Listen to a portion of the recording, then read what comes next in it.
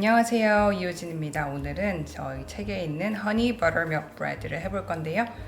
버터밀크가 굉장히 미국에서는 구하기도 쉽고 베이킹에 자주 쓰이지만 한국에는 일단 제가 아는 바로는 판매를 하고 있지 않기 때문에 제 책에서는 모두 다 우유에다가 레몬즙, 신선한 레몬즙 사용해 주시는 게 좋고요. 이렇게 쓰는 방법을 소개를 드렸습니다. 이렇게 해놓으면 레몬즙을 짜고 나서 한 번만 저어주시면 몽글몽글한 부분이 생기는 게 보이실 거고요.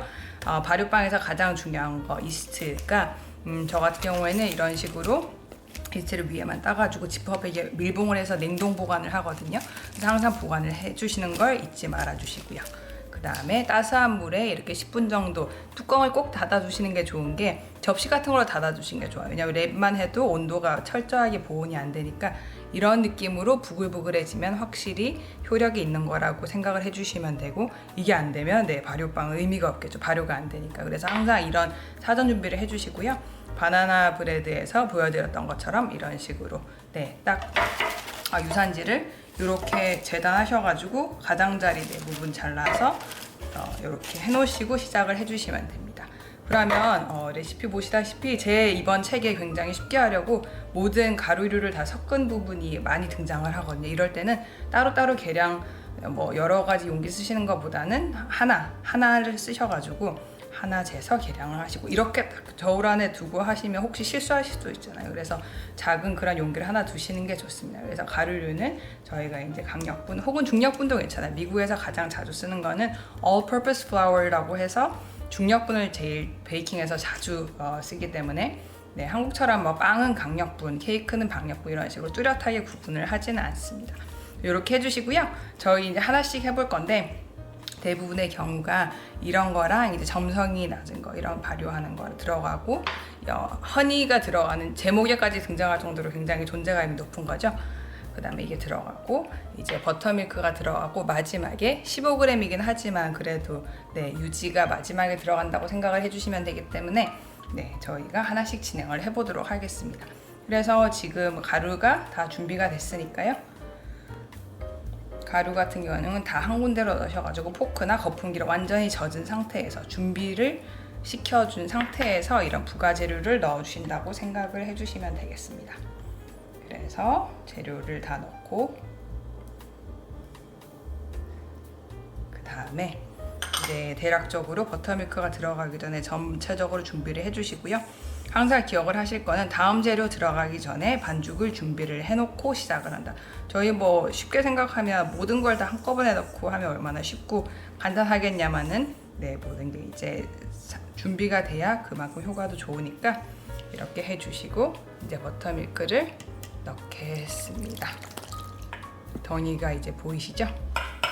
버터밀크를 이렇게 한 군데 놔서 치워가시면서 해주시면 집에서 하시는 홈베이킹이 조금 더 덜 버겁게 느껴지실 거라고 믿습니다.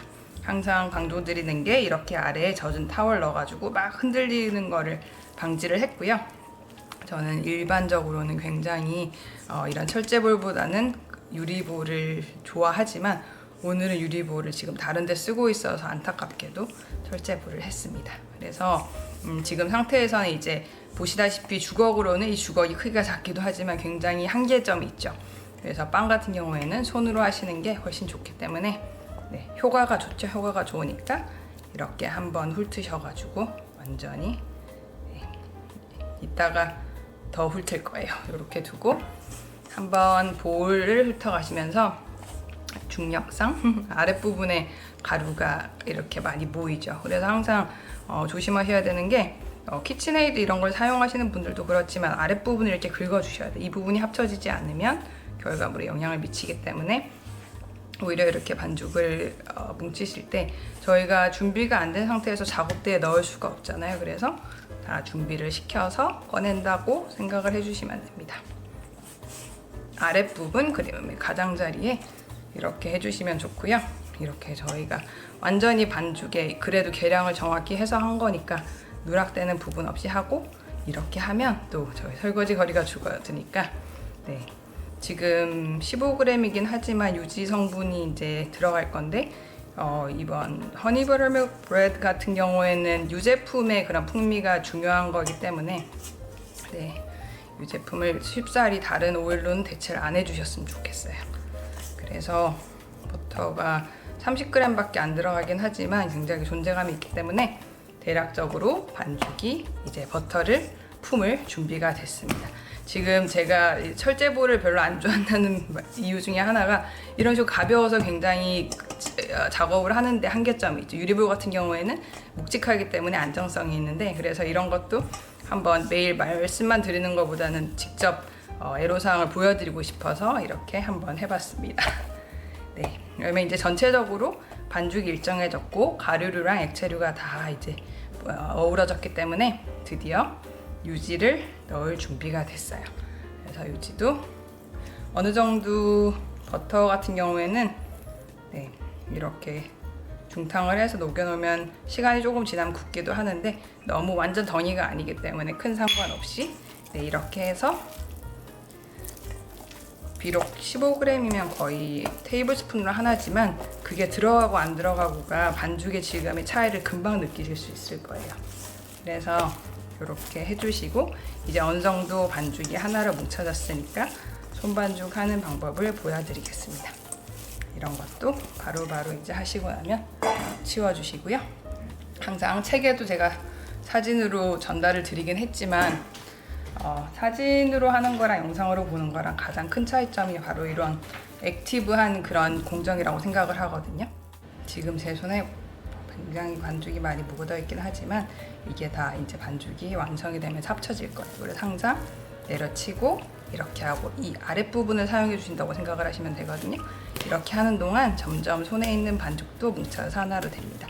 그 다음에 보셔야 될 것이 이렇게 하고 계속 같은 부분을 하는 게 아니라 이런 식으로 하면 이쪽이 생기죠. 그러면 그 부분을 또 잡고 이렇게 한다고 생각을 하시기 때문에 제가 이제 점점 더 질감이 부드러워지는 모습을 보여드릴 거고요.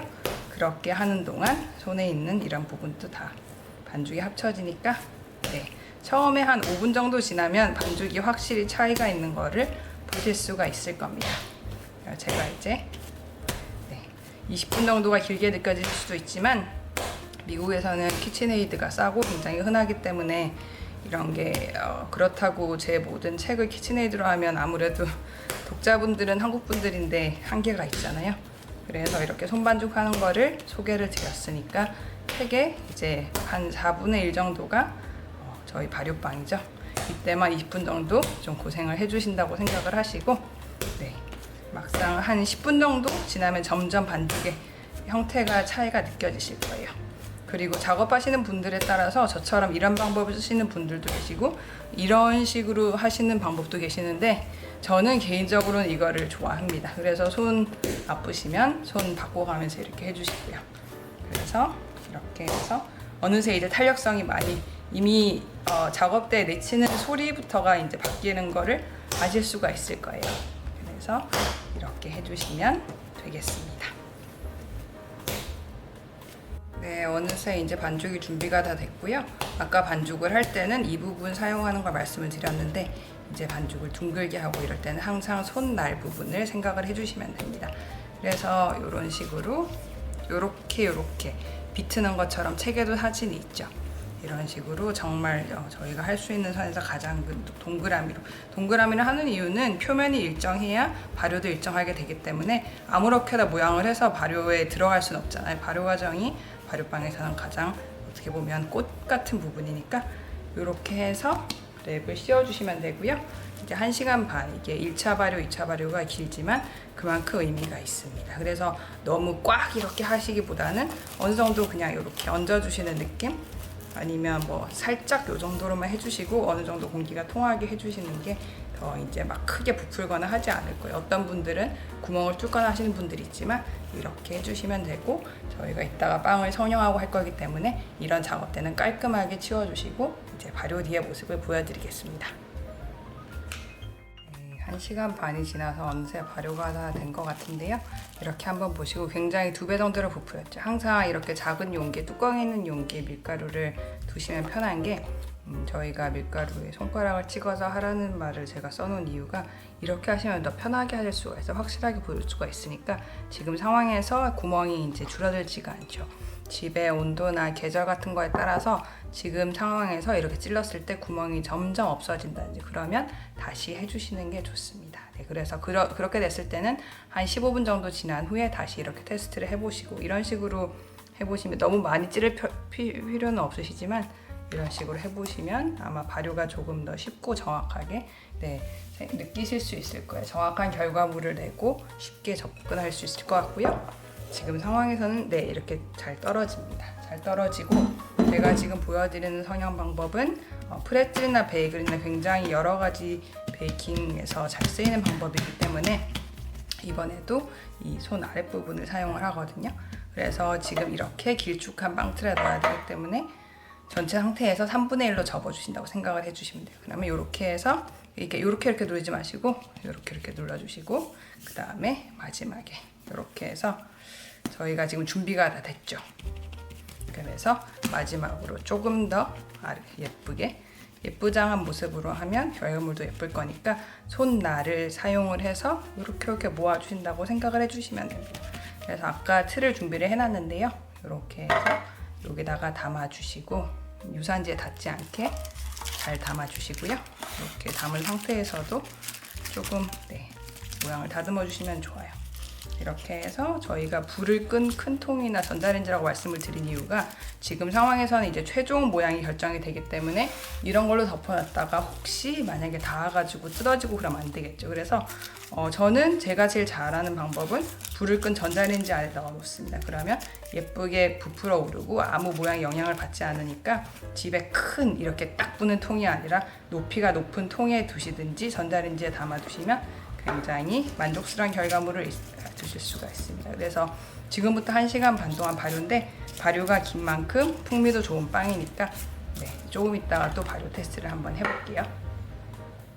어느새 이렇게 발효가 잘 됐는데요. 2차 발효 확인하시는 부분도 똑같습니다. 손가락에 밀가루를 살짝 묻혀가지고 이렇게 이제 전체적인 모습에 저희 영향을 주기는 싫으니까 가장자리에 이렇게 눌러보시면 눌러진 자국이 이렇게 남아있는 정도면 이 정도로 괜찮으시고요. 발효가 덜 됐을 때는 자국 자체가 서서히 올라올 거예요. 그래서 1차 발효, 2차 발효 때 확인법만 확실히 하셔도 발효에서 실수를 하실 일은 없으실 거라고 생각을 합니다. 많은 경우에는 이 상태에서 계란물을 바르고 굽는 경우가 많지만 오늘 같은 경우에는 이제 굽고 나서 제가 버터칠을 하는 방법을 소개를 드리고 싶어서 어떻게든 한국에서 저희가 전통적으로 접하는 베이킹보다는 조금 다른 거 그런 방식을 전해드리고 싶어서 이런 레시피를 소개를 드렸고요. 아까 보시다시피 한국 베이킹에서는 보기 힘든 베이킹 소다도 넣어가지고 좀 더 부풀기를 살렸기 때문에 발효빵에는 무조건 베이킹 소다가 안 들어간다 이런 식으로 너무 딱 규정지어서 생각은 안 하셨으면 좋겠어요. 그래서 지금 상태에서 저는 전자레인지 안에 했기 때문에 지금 표면이 크게 마르지 않고 굉장히 좋은 상태고요. 표면이 마르면 빵 부풀기 이런 거 영향을 끼치니까 꼭 주의를 해주시고 이 상태에서 이제 굽고 나서 버터칠을 하겠습니다. 오븐 안에 들어간 지 한 15분 정도 지난 상태고요. 제가 항상 팬을 반대로 넣어 달라고 말씀을 드린 이유가 지금 이 상태 그대로 꺼내셔서 이제 360도 돌리는 거죠. 이렇게 해서 이대로 돌려서 이렇게 넣어주시면 골고루 익습니다. 벌써 이게 굉장히 조용한 그냥 가스레인지 밑에 있는 오븐인데도 이쪽에 이제 색이 난 게 보이거든요. 그래서 완전 순환이 잘 되는 그런 오븐 빼고는 대부분 색깔 차이가 있을 수가 있기 때문에 항상 굽는 시간 전체에서 30분이면 15분이 지난 뒤에 팬은 그대로 꺼내서 완전 반대로 돌려서 다시 넣어주시고요. 오븐 가운데 이렇게 저는 항상 상단에 이렇게 중간에 배치를 하기 때문에 이렇게 구워주시면 되겠습니다. 펴져서 나온 상태고요. 유산지는 다 떼냈습니다. 그래서 식기 전에 지금 상태에서 해야 버터가 스며들기 때문에 물론 버터를 싫어하고 무서워하시는 분들은 이 버터가 모두 빵에 스며든다고 생각하시면 아찔한 분도 있으실 것 같아요. 아무래도 미국 사람들과 비교해서 한국에는 버터에 굉장히 박하다는 느낌은 항상 받긴 했지만 골고루 발라주시고 저희 이 큰 빵에 다 들어가는 버터가 30g밖에 안 되잖아요. 그래서 저희 케이크나 쿠키 만들 때보다는 이제 적으니까 그렇게 해주시고 지금 여기 거는 15g인데 다 써주시는 게 좋습니다. 그래서 골고루 발라주시고 덧칠을 해주시고 붓 같은 경우에는 이게 천이 아니라 이런 실리콘 소재가 아닌 붓들은 세척이 어렵잖아요. 그래서 아마 일상 속에서 가장 만만하게 깔끔하게 쓰시기에는 이 실리콘 소재가 제일 좋으실 거예요.